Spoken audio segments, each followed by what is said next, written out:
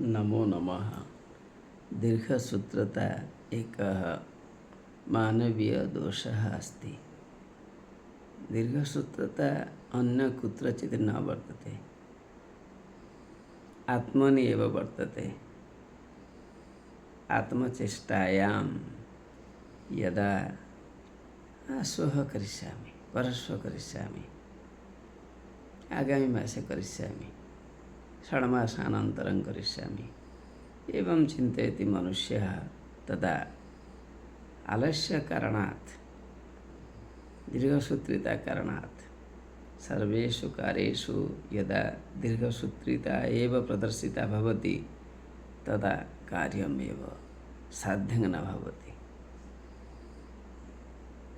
अर्थात् यत् कार्यं करणीयम् अस्ति, यत् कार्यम् अस्माकं शुभाय अस्ति, तत् कार्यं विलम्बेन न कर्तव्यं। विलम्बेन यदि कार्यं करिष्यते, आरम्भं करिष्यते, प्रारम्भं करिष्यते, तदा तत् कार्यम् अस्माकं कृते किं भवति? सिद्धिप्रदं न भवति। यदा कार्यं चेष्टया क्रियते तदा तत् कार्यं फलदं भवति। दीर्घसूत्रता यदि क्रियते तदा फलं न एव प्राप्तं भवेत्। अतः दीर्घसूत्रतायाः स्वीकरणम् अस्माकं कार्ये न भवेत्। शुभम् अस्ति, कल्याणं भविष्यति, शीघ्रं करणीयम्, अत्र विलम्बेन को लाभः?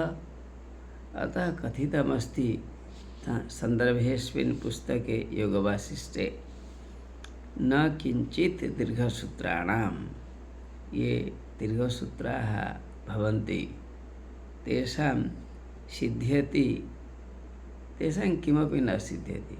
किं सिद्ध्यति? आत्मक्षयादृते। आत्मक्षयः, आत्मनः क्षयः एव दीर्घसूत्रितायाः करणेन भवति। यदि